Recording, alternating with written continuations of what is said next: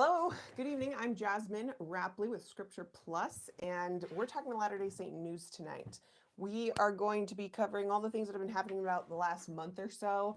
There's been a lot of interesting stuff in the Latter-day Saint news, from a new film called Heretic and new hymns of the Latter-day Saints. We're also going to be talking about President Nelson's 100th birthday coming up, and some other official church news, such as the church fighting malnutrition in women and children.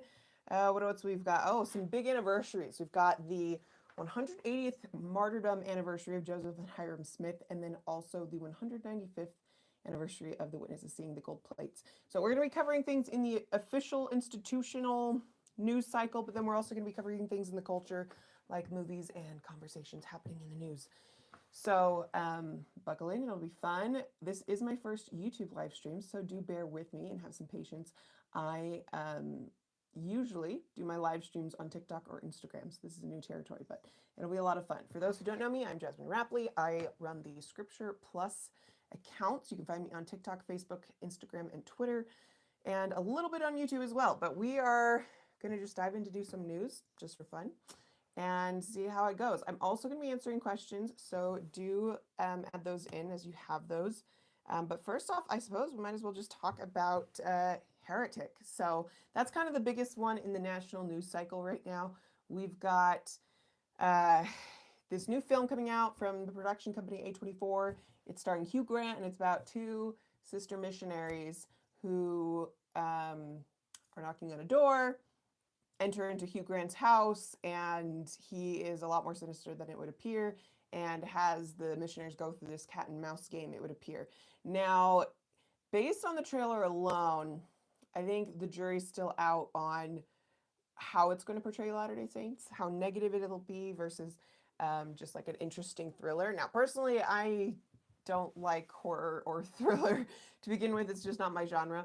But I can see its place in the Latter-day Saint space. However, from people I've talked to who have seen early screenings or who have gotten a hold of the script, it's not super positive for Latter-day Saints.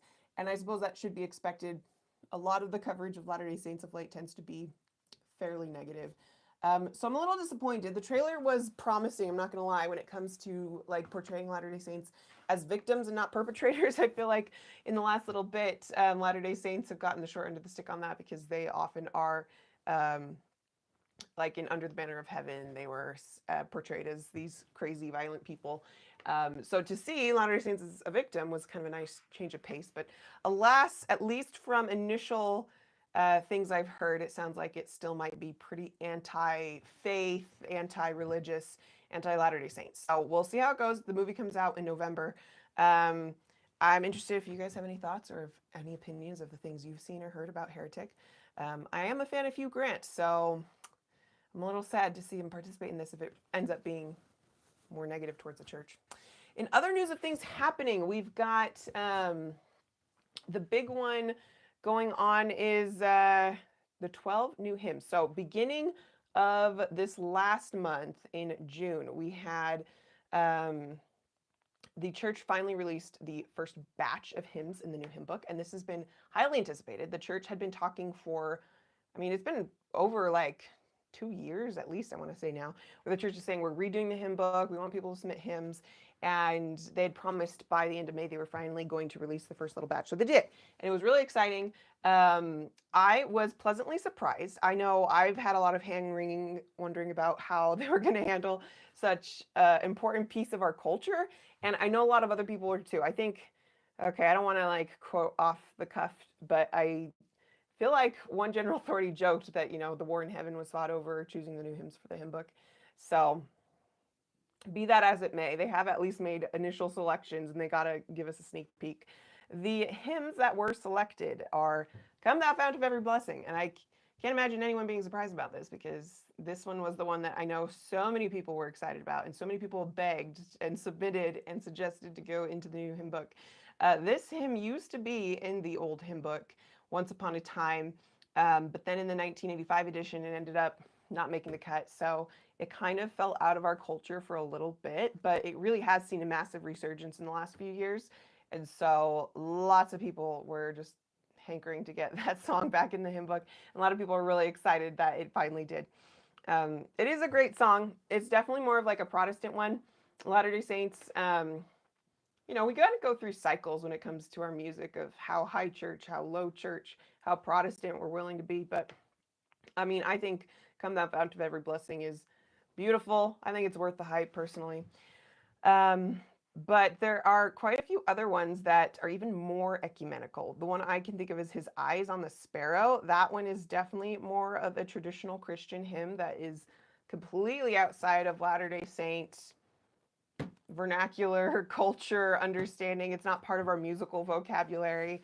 In my own ward, we just had a musical number of it done this Sunday, and it was quite lovely. I enjoyed it. I'm not as familiar with this song. I've heard of it, but I can't say I've actually sung it very much or know much about it. But this one was written in 1905 by Sevilla D. Martin, and it was written, the music was done by Charles Gabriel in 1905 as well. So this is like turn of the century hymn, pretty Victorian, quite lovely. Some of the other ones that are more ecumenical is I Will Walk with, wait, no, I Will Walk with Jesus is a primary song, not that one. It Is Well With My Soul. Okay, this one is one of my all-time favorite hymns. I'm very excited this one did make the cut. And the story behind this one is fantastic. I first encountered it watching the Tabernacle Choir's Christmas concert where Hugh Bonneville narrated the story of Horatio Spafford and what inspired him to write the song. It is just tear-jerking and incredible. So basically the gist of the story, from what I remember, is he, in the Great Chicago Fire, 1876, his business took huge losses, and so they were going to cross the Atlantic and start over again in America. And so he went on ahead, or was vice versa, I don't remember. Anyway, they were traveling from England to America or vice versa. Don't quote me on it. But in the middle of, Horatio went on ahead, and then his wife and 2 or 3 daughters went separately. And then in the middle of the ocean of the Atlantic, the boat crashed, and all the daughters drowned. The mother survived, but all 3 of the daughters she wasn't able to save. And, that's horrific. And eventually they're able to reunite. They are able to, his grief was just like so overwhelming at that point. And he had like a couple other tragedies happened too. I think they had another child later on, but that one died as well. And it's in the midst of like this tragedy after tragedy after tragedy that he pens the lyrics to this song. It is well with my soul. It's just so good. When peace like a river attendeth my way, when sorrows like sea billows roll, whatever my lot thou hast taught me to say, it is well with my soul. It's so good. So I was thrilled to hear that one made the cut. As far as other hymns, I thought Gethsemane was an interesting choice. Honestly, it is not my favorite. It is lovely. It is nice. It's more of like I don't actually know the origins of it. I just remember that it went viral several years ago when Claire Crosby did a music video of her singing it as like a 3-year-old, and it's super adorable, and it went viral, but I don't remember. I don't know where else it comes from. Let's see. Text 2007, music 2007, both by Melanie Hoffman. So it's definitely a more modern song, and it's a very childlike one. So it's lovely, it's nice, but it's not my favorite. I don't know, maybe it's because it's overdone, or maybe because I'm just being dumb. But there's other ones as well. I think some of the more important ones is the fact that we're getting new sacrament ones, because the sacrament hymns are kind of the foundation of our liturgy in a lot of ways. The As Bread is Broken and Bread of Life, Living Water. Think a Sacred Song. Okay, so we have between Think a Sacred Song, I Will Walk with Jesus, and Gethsemane, we've got like 3 children's hymns in addition to the adult hymns. And I'm curious what you guys think about like mixing the primary songs with the adult songs. I can definitely see why they would want to do that. On the one hand, you want to keep it just simple, especially when you're talking about internationalization. If you are trying to scale this to a large global church, having like just one book that is translated across the board is awesome. But I do wonder with like, I don't know, are we singing children's songs in sacrament meeting? And are the children now singing adult songs in primary? What does that look like? How does that alter like the culture? How does that alter how we feel about both of those songs? I mean, don't get me wrong. I do think some of the children's hymns um, are profound and they're deep, but I do wonder if at some point it would feel like I'm just trying to think if like an investigator came and we're singing like a very simplistic children's song, would that come across as juvenile or would that come across as genuine and sincere? I'm still wondering about that. Um, but so those are some thoughts on like the children's aspects of the hymn book. So do let me know if what you guys think about the children's versus adults being combined into one. Okay, one thing I was super excited about is What Child Is This? So that's a Christmas song, obviously. And it's a super ancient one. I mean, Green Sleeves is a tune that goes back hundreds of years. And it is a very traditional Christian hymn, but it's never really been in our hymn book. And it is my favorite Christmas hymn. So I'm very excited that that one's made the cut. But I also love that we've got a couple Easter ones because our Easter pickings have been notoriously awful. Not awful, but very narrow. We don't have a lot. Granted, all of the sacrament hymns could be Easter hymns, but as far as like Easter specific hymns that are categorized as Easter in our hymn book, we had like He is Risen and Christ the Lord is Risen Today, that Easter morn, and that one's really kind of gloomy, and that was it. So I'm excited that we have Hail the Day That Sees Him Rise, and He is Born the Divine Christ Child. And He is Born the Divine Christ Child is also more a Christian hymn. So I'm encouraged that we're getting more ecumenical in the way that we portray our hymns. I hope that means we don't lose our unique Latter-day Saint style of music, though, because we do have hymns that we've contributed uniquely to the Christian corpus. All those restoration hymns. I hope we don't lose the restoration hymns, at least most of them, because I think they're a treasure. So those are the hymns. Let me know what you think about them. Did you enjoy the picks? What kind of hymns do you want to see in the future? We'll see. They said they're going to release them in batches up all the way through 2025. And then once the entire batch is released, they'll then print a physical book. Until then, everyone can find the hymns on the church's website, churchofjesuschrist.org, in their gospel library app. They've encouraged word choristers to introduce these slowly, so maybe pick one to sing as a congregational hymn each time, or have them as a musical number, and then when you sing them, to have printed pieces of paper in the pew holders somewhere to make it easier to follow along with, since we don't already know these hymns super well. So those were the hymns. As far as anniversaries, this month was a lot because we had the 180th anniversary of the martyrdom of Joseph Smith and the 195th anniversary since the witnesses saw the gold plates. So both of those are significant for different reasons. I think, at least on social media, when I'd been seeing things, I was seeing a lot more buzz around the martyrdom of Joseph Smith for good reason. June 27th rolls around and I just get it in my bones. I love celebrating the prophet and his sacrifice. And it's a big one, 180th, it's a 10-year one. I wonder what the church is going to do once we reach 200. So that will be in 2044. I do wonder what the church is going to do about it, because I know there's been just shifting sentiment over the last, decade or so about, there's always been criticism of the church of, we don't worship the prophet Joseph Smith, but we do revere and honor his sacrifice. And so I wonder if the church is going to make a huge deal about it or want to scale it back.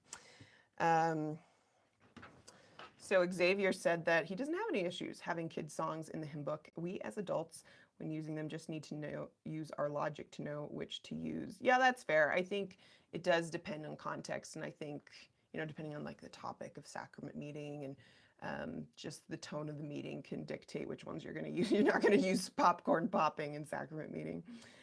Yeah. Okay, I really do like that. So back to the anniversaries. This year, I had a cool opportunity to go on BYU TV's Come Follow Up.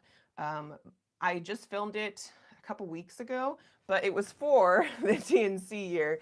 And so like my episode that I filmed isn't going to come out till like November or December, because we were filming the episode about the martyrdom. So I felt like it was really, really cool to come up on the anniversary of the martyrdom and to be preparing to kind of study that for Come Follow Me with BYU TV. And I just really loved getting to know Brother Joseph a little bit better every time.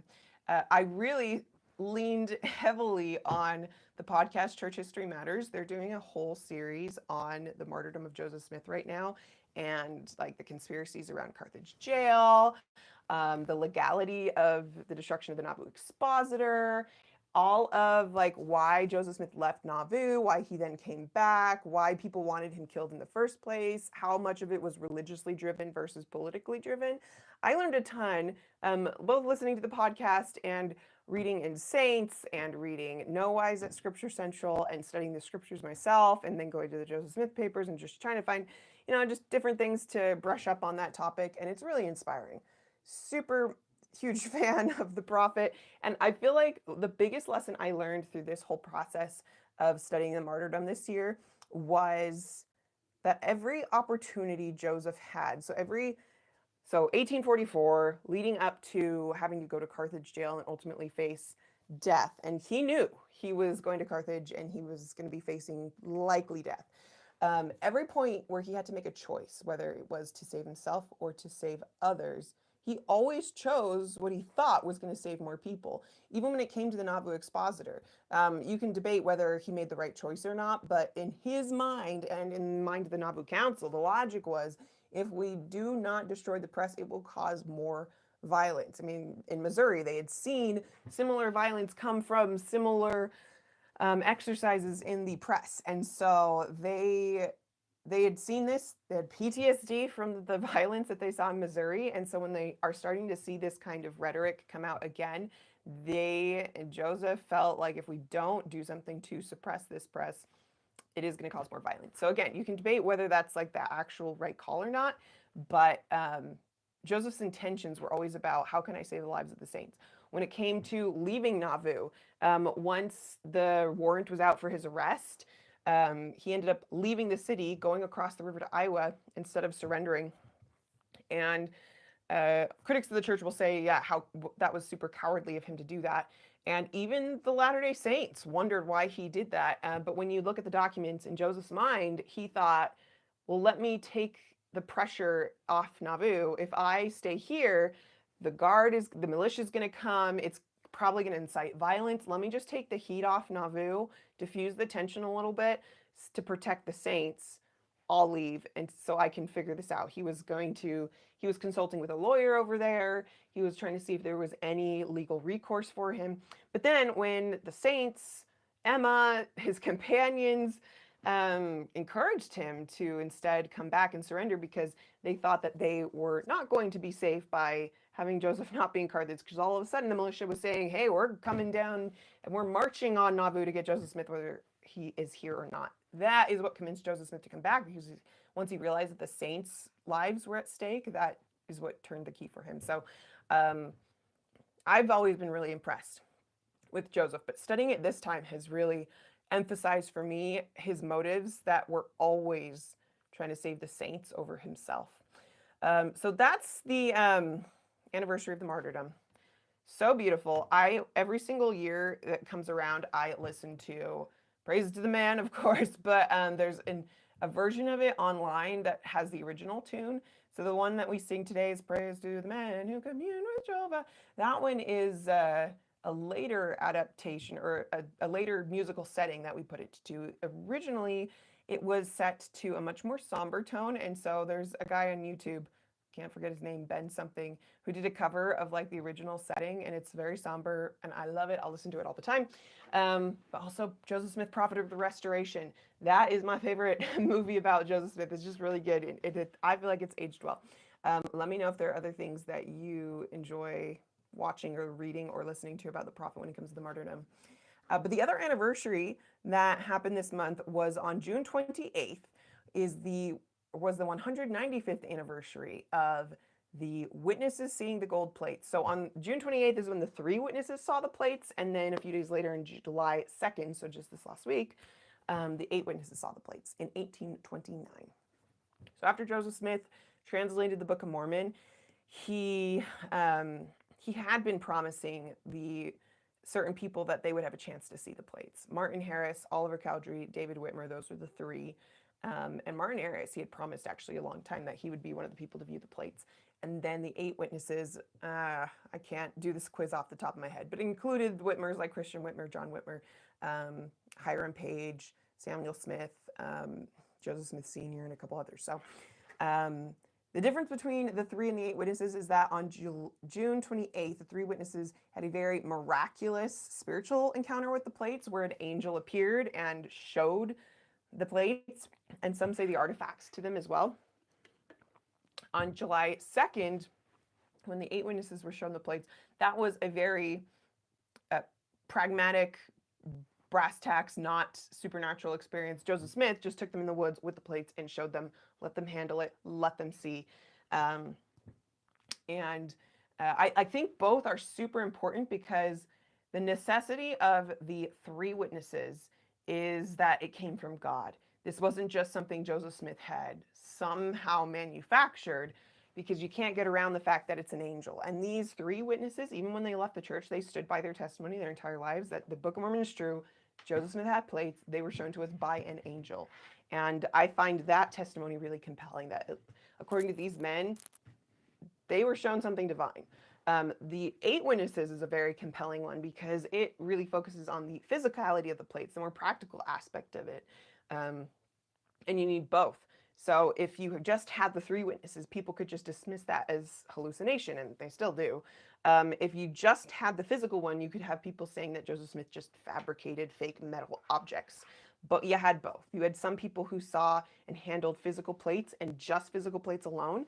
And then you had people who also saw the plates, but they were seen by an angel. So really, really cool. At Scripture Central, we made a documentary for the series we are calling A Marvelous Work, and we just released an episode of it all about the witnesses in honor of the anniversary of the 195th anniversary of the witnesses seeing the plates. It's actually really well done. I'm a fan of this one. This one was about like an hour long, and we brought in the best experts on this topic. We brought in Steve Harper, who is just the GOAT when it comes to most things church history, and Casey Griffiths, who at Scripture Central we are huge fans of because Casey's just amazing. He runs the Church History Matters podcast, but his credentials are the fact that he is a scholar in church history. He's a professor at BYU. And then we also brought in Dan Peterson. And Dan Peterson is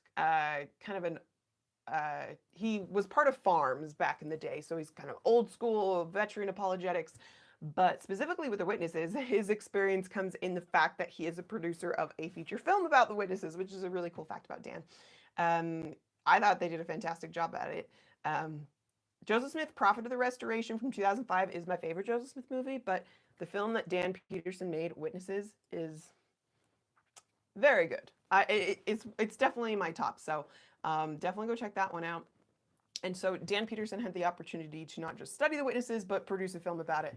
And at Scripture Central, we've tried to do something similar. It's not a feature film, but it is a documentary evaluating, critics for a long time have suggested that the witness of the gold plates is just not valid, or Joseph Smith could have just fabricated it, or crafted some hallucination or whatnot.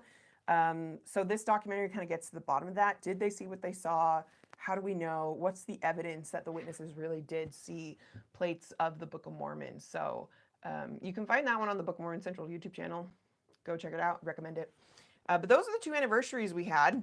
An anniversary that is coming up is President Nelson's 100th birthday. And I cannot believe that we are living in a church where our prophet is like 100 years old, or almost 100 years old. We're getting there. In September, I believe, is when his actual birthday is.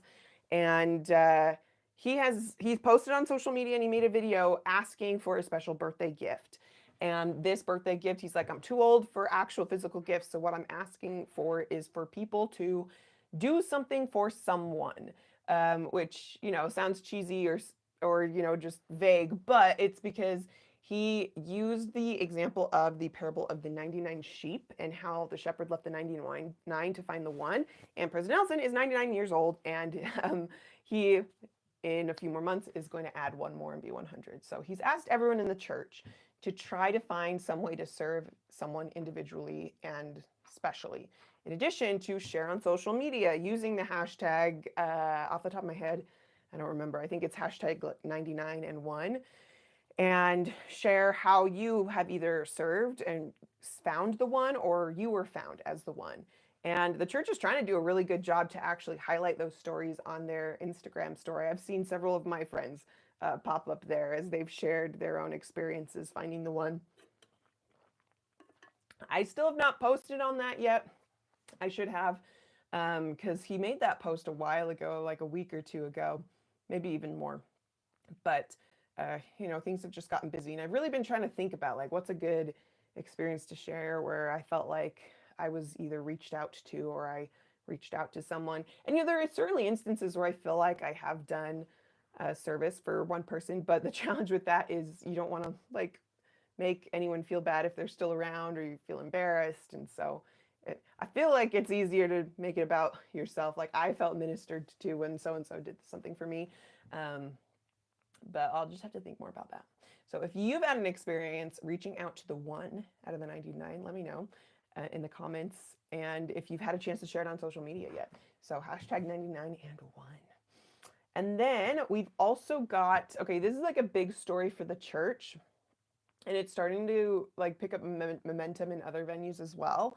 But the church has recently started a massive initiative. And when I say the church, I mean specifically the women of the church, the Relief Society. Camille S. Johnson has been leading this initiative to end malnutrition. So apparently the church has this massive, huge goal to end malnutrition in all members of the church under the age of 5 within like 5 years. And that is insane. And they're trying to address malnutrition primarily by targeting women and children. The reason that women and children are so important to target is because that tends to be where the greatest impact can be held when it comes to world development and family development, individual and family flourishing. Because if a mother is not well fed and well nourished, then she can't nourish her children, especially if she's a breastfeeding mother. And if a child's not well nourished, then they're not going to be able to thrive and succeed into the next generation. And so women and children really are this vulnerable, but also such an important class of people to be able to address malnutrition in. And the church has the big effort they're doing the big thing they're doing is donating buco bucks. They're donated $55.8 million to a coalition of 8 different organizations. And these aren't Latter-day Saint groups. These are independent nonprofit entities like CARE, Catholic Relief Services, and a bunch of others. And they all have a very long-standing reputation of doing good work and using funds efficiently and responsibly. And so the church has teamed up with them to see if we can really make a difference here. And one of the tactics they're using that I think is really cool is they're using a bowl that's like super cheap, very cost effective and very practical as far to provide just like some nutrition education.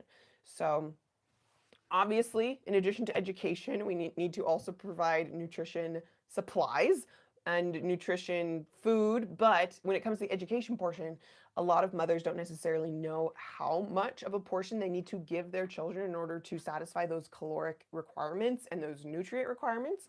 And so this bowl has like ridges along the inside, kind of like you would a measuring cup, to say based on how old a child is, like you need to make sure you're filling up the bowl at least to that amount to give them adequate nutrition for the day.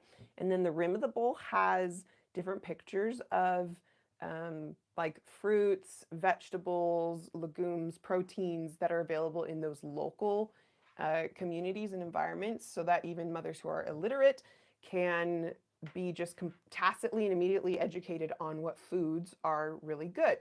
And then the final kicker is this spoon. So they also provide a spoon that is slightly slotted.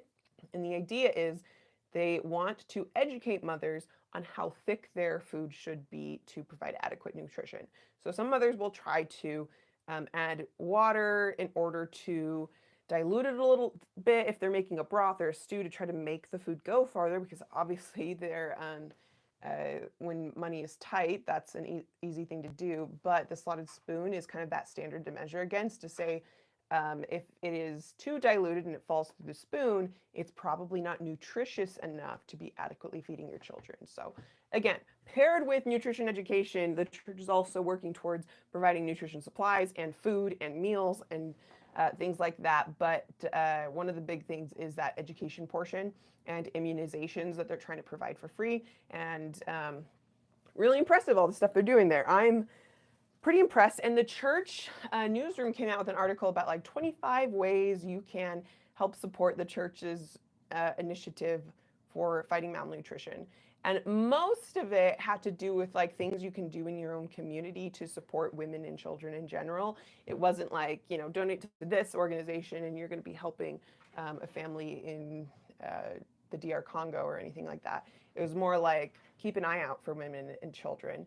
If you see a problem in your local community, advocate for women and children's rights and women and children's nutrition and for their welfare and health. But they also said things like pay attention to children, play with children. One of the best things for children's development is to have like an adult read to them or to have an adult play with them, have an adult engage with them so that they are making those connections in their brain and those things that you really can't do just looking at a screen or an iPad or anything like that, regardless of if you have those resources or not. But the more you can physically connect with a child one-on-one, you are contributing to their development. So I thought that was really encouraging, that really anyone can contribute to childhood development, childhood flourishing to help them be adults. I mean, if you are just, you know, at church and a primary child that you know wants to play with you, maybe that one interaction isn't going to, you know, make the difference between they're achieving a PhD at Harvard or something, but it can help you understand that every little bit is like, you know, a drop of oil in that oil lamp when we talk about spiritual metaphors, when it talks about physical and educational metaphors, you know, every little bit helps. I think that's great. So that's the big goal the church has. I honestly don't know how they're planning to accomplish the big goal of eradicating malnutrition in all members of the church in 5 years. But at least this initial initiative, a $55 million donation, should go a long way in, you know, moving the dial a little bit on nutrition. And I think when it comes to church finances, I posted about this on my own social media accounts earlier, and of course, most of the critiques were, oh, it's not enough, or this isn't good enough. I mean, no matter how much, it could have been 100 million, it could have been 100 billion. And it probably, I still probably would have gotten those comments. That's just kind of how it goes. But what's really important when it comes to world development, fighting malnutrition, fighting hunger, it is all about sustainability. I mean, the church could liquidate its entire investment portfolio. It could just completely cash out and say, we're going to feed the whole world and solve world hunger for about 12 minutes. Like, what good? I mean, it would be good. It would be great for the church to solve world hunger for 12 minutes. But how much better is it for the church to be researching and finding and implementing ways to do this long term, to find sustainable ways to not just, you know, feed a man a fish, but teach him how to fish, and to provide sustainable processes and systems so that women and children can have the support they need long term, not just in a moment. So I think the church is doing a fantastic job. I have so much confidence in their ability to evaluate these global issues and act on them. But I do admit that global development is not my forte. Economics is not my forte. I tend to thrive in the scriptures. But those are kind of all of the church news things that have been most prominent of late. If there are any other news stories that you'd like me to talk about or speak to, definitely let me know. I'm hoping to do this a little bit more regularly, but we'll see. We'll see how this goes. Like I said, this is my first YouTube live stream. Definitely let me know in the comments if this is something you'd be interested in tuning into again, or if I should bring on a friend or guest to talk about them with, because I will admit, just monologuing about news stories probably can get boring. But Just to wrap up, Scripture Plus is a mobile app first and foremost. So I run the social media accounts for Scripture Plus as Jasmine Rapley, but I'm doing it to kind of promote our mobile app, which is a scripture study app. We're doing it to provide resources to help people enhance their scripture study. And Scripture Plus is part of Scripture Central. We're a nonprofit organization that exists to help illuminate and defend divine truth. We are, as I said, a nonprofit, and we survive completely on donations from individuals. So if you do enjoy content from myself or from Scripture Central, do go to scripturecentral.org, and we'd love it if you would consider contributing. So thank you guys so much, and we will see you next time.